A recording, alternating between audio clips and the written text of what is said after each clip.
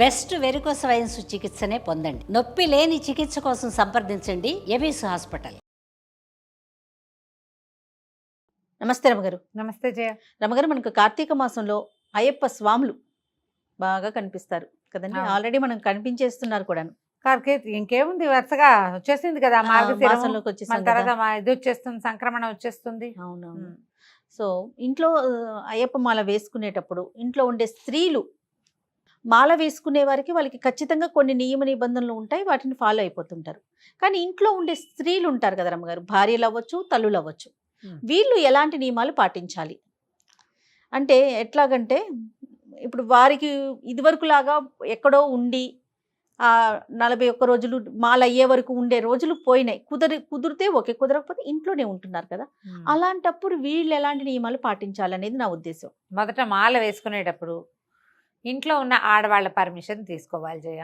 పురుషులు ఖచ్చితంగా నువ్వు మాల వేసుకుంటానంటే నువ్వు ఇంట్లో ఉండకూడదు. ఎందుకు ఇంత ఖచ్చితంగా చెప్తున్నారు రమ్మగారు? మరి లేకపోతే ఇప్పుడు వాళ్ళ అవస్థ ఏంటో, ఒక్కొక్కరికి 20 రోజులకే పీరియడ్ వస్తుందమ్మా, అప్పుడు ఏం చేయాలి వాళ్ళు చెప్పు. సో ఆ టైంలో బయటికి వెళ్ళటానికి వెసులుబాటు వాళ్ళ ఉంటుంది, ఉండదు. ఇప్పుడు ఈ మాలధారణ అనేది, అయ్యప్ప మాల నిజానికి ఇది మనం డిస్కస్ చేయాల్సిన మ్యాటర్ కాదు, జనాలందరికీ తెలిసిందే. ఊరికే ఒక లైట్ వేయటం ఆ ఇన్సైట్ మీద అంతే. దీనికి చాలా ప్రధానమైన నియమం ఏమిటి? స్త్రీల నుంచి సెపరేట్గా ఉండాలి. నెంబర్ 1. మాకు కుదరలేదు అంటే మానే, నువ్వు చేయకు, మానేసేయండి. ఎందుకు తీసుకోవాలి అట్లా? మీకు చేయాలని మనసు ఉంది, ఎక్కడైనా ఇంకొక చోట విడిగా ఉండేందుకు ఒక అవకాశం తీసుకోండి, దానికి ప్రయత్నం చేయండి. ఈ ఏడాది కుదరకపోతే వచ్చే ఏడాది ఏర్పరచుకోండి. ఇంట్లో ఆడవాళ్ళు, పిల్లలు, పెద్దవాళ్ళు, ఆడవాళ్ళకి ఉద్యోగాలు, పిల్లలకి స్కూళ్ళు ఉన్నప్పుడు ఇంత నియమావళితోటి పటిష్టమైన నియమాలు ఉన్న చోట, కఠినమైన నియమం ఉన్న చోట ఆడవాళ్ళు ఎలా ఉండాలంటే ముందు మగవాళ్ళు ఆలోచించుకోవాలి కదా దాన్ని. వీళ్ళు ఆలోచించుకోవాలా? అంతేగా. 3 రోజులు వీళ్ళు వెళ్ళి బయట ఎక్కడైనా ఆడవాళ్ళు పీరియడ్స్లో ఉన్నారని 4 రోజులు బయట ఉంటారనుకో, బయట ఉంటే ఆ 4 రోజులు వీళ్ళు ఇల్లు ఎలా నడుస్తుంది? ఎవరొచ్చి నడపాలి? ఈ మాల వేసుకున్న మా అయ్యప్ప నడపలేడు కదా. అవును. ఆయనకి పూజా పునస్కారం, బయటకు వెళ్తాం, దేవాలయానికి వెళ్తాం, ఉద్యోగానికి వెళ్తాం, ఇవన్నీ ఉంటాయా? ఎప్పుడైనా సరే దీక్షలు తీసుకునేవాళ్ళు మొదట ఈ దీక్షకి మన ఇంట్లో వెసులుబాటు ఉందా లేదా చూసుకోండి. మొదట భార్యలే ఉంటే వాళ్ళ పర్మిషన్ తీసుకోవాలి. లేని పక్షంలో వాళ్ళు హింసపడుతూ, వాళ్ళు కష్టపడుతూ, వాళ్ళు ఏడ్చుకుంటూ చేస్తే మీ మాల దానివల్ల ఏం ప్రయోజనం లేదు, అది కరెక్ట్ కాదు. తర్వాత ఇది వరకటి కాలంలో నాకు తెలిసి జయ, ఎప్పుడు సంగతి చెప్తాను, 30-40 ఏళ్ల క్రితం ఏనాడో 40 ఏళ్ల నాడు అక్కడక్కడ కనపడేవాళ్ళు అయ్యప్పలు. వీళ్ళకి నియమంగా ఇంట్లో ఉన్న పెద్దవాళ్లే వంట చేసి పెట్టేవాళ్ళు. భార్యలు వంట చేసి పెట్టిన అయ్యప్పలు ఇది వరకు లేరు. ఎప్పుడు పెద్దవాళ్ళు అయ్యి వీళ్ళకి పీరియడ్స్ పోతే వాళ్ళతో వంట చేయించుకునేవాళ్ళు. ఈ పీరియడ్ వచ్చి భార్యలు పెట్టడం కూడా ఇదివరకు ఉండేది కాదు. ఇప్పుడు క్రమంగా ఏమైంది, భక్తితో వేసేవాళ్ళు ఎలా ఉన్నా కొంతమంది ఉంటే, ఒక 40-50 రోజుల పాటు ఈ హ్యాబిట్స్ నుంచి పక్కకి వెళ్ళటం కోసం తీసుకునే దౌర్భాగ్యులు బోళ్ళంతమంది తయారయ్యారు. వీడు అది మానే తెలుసుకున్నాడు కాబట్టి ఏదో అయ్యప్పని వేసుకుని, ఇంట్లో పెద్దవాళ్ళు ఎవరు లేరు, భార్య అమ్మాయికి రెగ్యులర్ పీరియడ్స్ వస్తాయి, పీరియడ్ లేనప్పుడు వంట చేస్తుంది, ఇలాంటిది వచ్చేసింది. ఇప్పుడు ఇది అసలు నియమావళిని మనం ఉల్లంఘిస్తున్నట్టే కదా. అంతేగా.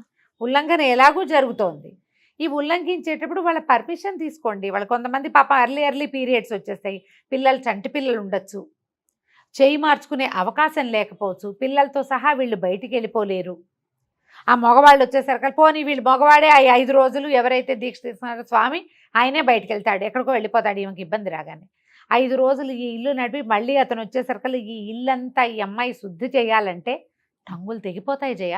అవునండి, చాలా కష్టం కదా, చాలా కష్టం. ఇలా ఏటా వెళ్ళిపోయేవాళ్ళు వాళ్ళు ఉన్నారు. మా ఇంటి దగ్గర ఒకరున్నారు, పక్కుని పేరు స్ట్రైక్ అవుట్ అలా. ఆయన ఎన్ని సంవత్సరాల నుంచో వెళ్తున్నారు, ఆవిడ చెప్పులు వేసుకోరు, ఆయన దీక్షలో ఉన్నారని. ఆవిడ కూడా చెప్పులు లేకుండానే తిరుగుతారు, ఎంతంత వాకింగ్ చేసుకొస్తారో. టక్కిని పేరు జ్ఞాపకం రావట్లేదు జయ నాకు. ఇక్కడ ఒక పెంట్ హౌస్ మా ఇంటి చుట్టుపక్కల ప్రాంతాల్లో. ఆవిడ ఎంత ఓపికగా ప్రతి సంవత్సరం, ఇప్పుడు గురుస్వామి కూడా అయినట్టున్నారు ఆయన, ఓపికగా వాళ్ళ ఇంట్లో అయ్యప్ప పూజలు పెడతారు, పడి పూజ పెడతారు, ఆవిడ పువ్వులు తేవడం అన్నీ ఆవిడే, ఎప్పుడు స్వరూపధారణలోనే కనపడతారు. చెప్పులు వేసుకోరు. ఆ 40 రోజులు ఆయన వెళ్ళి తిరిగి వచ్చేదాకా ఆవిడ చెప్పులు వేసుకోరు. ఇంత భక్తి శ్రద్ధ ప్రపత్తి స్త్రీలకి, ఇంట్లో ఉన్న ఆడవాళ్ళకి ఉంటే మీ మాల సుసంపన్నం అవుతుంది.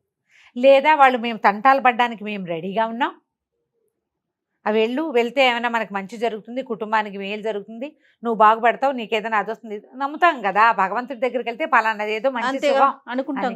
వాళ్ళు రెడీ అయితే సరే. వాళ్ళు మేము చేయమంటే వాళ్ళని ఎత్తి మీద పడేయకూడదు. ఆడవాళ్ళు చేయవలసిన విధులు ఏంటంటే పీరియడ్స్ని జాగ్రత్తగా మేనేజ్ చేసుకోవాలి.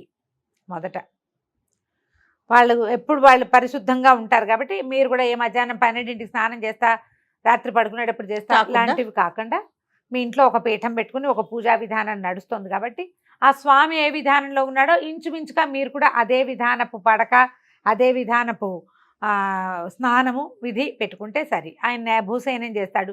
మీకు చిన్నపిల్లలు ఉంటే మీరు మంచం మీద పడుకున్నా ఓకే. ఇతరత్రా ప్రయాణాలు, పార్టీలు, ఫంక్షన్లకి వెళ్ళకుండా మనం ఈ 40 రోజులు అదే భక్తిభావంతో వెళ్ళగలిగితే చాలా బాగుంటుంది. ఇప్పుడు మగవాళ్ళు ఏదో చేశారు, మనం ఒకటి తెలుసుకోవాలి ఇక్కడ. మగవాడు ఏ పుణ్యకార్యం చేసినా, ఏ దైవ కార్యం చేసినా, ఎక్కడ దండం పెట్టినా అందులో 50% మనకి. కాబట్టి ఇది మంచికేనని నమ్మి వాళ్ళకి చేయగలిగినంత హెల్ప్ చేస్తే, చేయగలిగినంత సేవ చేసుకుంటే మనకి మంచిదే, కుటుంబానికి మంచిది. దీంట్లో కొంచెం బలువు సులువు ఆలోచించుకుని మరీ చిన్న పిల్లలు ఉన్నప్పుడు అప్పుడు పెట్టుకోకుండా ఉండి, లేదా మీ అమ్మనో అత్తగారినో తెచ్చి ఇంట్లో పెట్టుకుని వీళ్ళకి వండి పెట్టడము, మడిగా కొంచెం శుద్ధంగా అన్నీ కలపకుండా చేసి పెట్టే వాళ్ళని ఎవరినైనా అవకాశం చూసుకుని చేసుకుంటే ప్రెషర్ లేకుండా పూజ నడిచిపోతుంది. ఇప్పుడు ఏదైనా తీసుకున్నాం ఒక దీక్ష, దేవుడా రాముడా ఈ 10 రోజులు ఎలా గడుస్తాయిరా అనుకోకూడదు. కరెక్ట్ రమ్మగారు. ఆడుతూ పాడుతూ చేయగలగాలి. భగవత్ సేవ ఆడుతూ పాడుతూ చేస్తేనే మనకు మంచిది.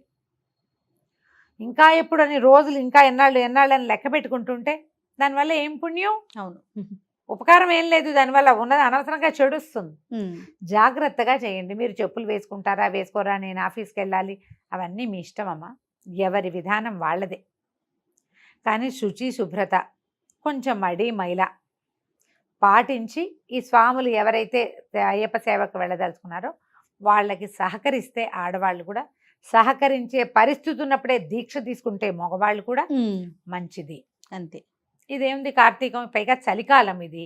ఈ చిన్నపిల్లలు పొద్దున్నే స్నానాలు అవి చేయగలుగుతారు, చేయలేకపోతారు. అందరి ఆరోగ్యాలు ఒకలా ఉండవు. కొంతమంది పీరియడ్స్లో ఇష్యూస్ ఉండొచ్చు, హెల్త్ ఇష్యూస్ ఉండొచ్చు. అవన్నీ సపోర్ట్ చేయాలి కదా. అవును. దాన్ని చూసుకుని దిగండి. ఏ దీక్ష అయినా సరే, ఇదే కాదు, భవానీ దీక్షలు తీసుకుంటారు, గోవింద దీక్ష తీసుకుంటారు, హనుమత్ దీక్ష తీసుకుంటున్నారు, శివ దీక్షలు కూడా అట. ఏ దీక్ష అయినా సరే మగవాళ్ళ దీక్ష అంటే ఆడవాళ్ళ ఒప్పుదల ఉండి తీరాలి. ఇది నియమం పెట్టుకోవాలి. ఈ సాధారణ నియమం పెట్టుకుని వాళ్ళు వెళ్తారు, మనం గెంటిస్తాము. కాదరమ్మ గారు, ఇదే మాట మీరు ఎప్పుడు చెప్తూ ఉంటారు. వ్రతాలు నోములు చేసుకునేటప్పుడు ఇంట్లో ఉన్న మగవారు కానీ పెద్దవాళ్ళు కానీ వాళ్ళతో ఒప్పించుకొని వాళ్ళు సరే అంటేనే చేయమని చెప్తారు. ఎప్పుడు అలానే మగవారికి కూడా అంతే, మగవారికి కూడా అంతే. అంతే కదండి. అంతే. అది కదా. నమస్తే.